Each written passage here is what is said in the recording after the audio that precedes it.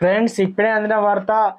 BJP sitting MP రాజీనామా తీవ్ర టెన్షన్లో హైకమాండ్ అంటూ వార్తలు అయితే వస్తున్నాయండి. దీనికి సంబంధించి వివరాలు చెప్పడానికే వీడియో చేయడం జరుగుతుంది. చాలా మంది వీడియోస్ ఉన్నారు కానీ సబ్స్క్రైబ్ చేసుకొని మర్చిపోతున్నారండి. దయచేసి ఛానల్ సబ్స్క్రైబ్ చేసుకొని బెల్ ఐకాన్ ఆల్ పైన ట్యాప్ చేయండి. ఇటువంటి ఇంపార్టెంట్ ఇన్ఫర్మేషన్ మిస్ అవ్వకుండా మీ ఫోన్ నోటిఫికేషన్ రూపంలో వస్తుందండి. చాలా మంది మీరు చూస్తున్నారు కానీ లైక్ చేయడం లేదండి. దయచేసి లైక్ చేయండి, ఇన్ఫర్మేషన్ అందరికీ తెలుస్తుంది. ఆదిలాబాద్ బీజేపీ ఎంపీ స్వయం బాపురావు సంచలన వ్యాఖ్యలు చేశారు.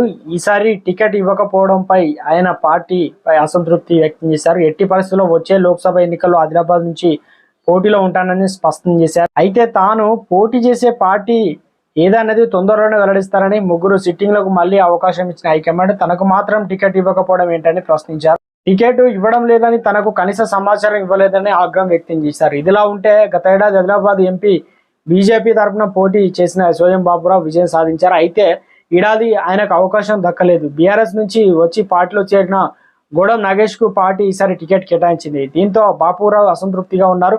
ఈ నేపథ్యంలో తాజాగా ఆయన చేసిన వ్యాఖ్యలు పార్టీలో చర్చనీయాంశమయ్యాయి. దీంతో బాపురావు నెక్స్ట్ స్టెప్ ఏంటనేది ఆసక్తికరంగా మారింది. ఇదిలా ఉంటే బీజేపీలో అసంతృప్తి, అగ్రనేతల బుజ్జిగింపులు కొనసాగుతున్నాయి. టికెట్ దక్కని వారికి కిషన్ రెడ్డి, తరుణ్ చుక్ నేరుగా ఫోన్ చేసి మాట్లాడుతున్నారు. ఈ నేపథ్యంలో ఆదిలాబాద్ ఎంపీ స్వయం బాపురావు కూడా ఫోన్ వెళ్ళినట్లు తెలుస్తుంది. పార్టీ మారడంపై ఎటువంటి నిర్ణయం తీసుకోవద్దని, బీజేపీలో ఉండాలని కిషన్ రెడ్డి కోరినట్టు సమాచారం. పార్టీ ఆఫీస్కి వస్తే కూర్చొని మాట్లాడుకుందామని కిషన్ రెడ్డి అడగగా ఆఫీస్కు రావడానికి స్వయం బాపురావు ఓకే చెప్పినట్టు కూడా తెలుస్తుంది. దీనిపైన ఏం జరుగుతుందని రాష్ట్రంలో చర్చనీయాంశంగా మారిందంటున్నారు రాజకీయ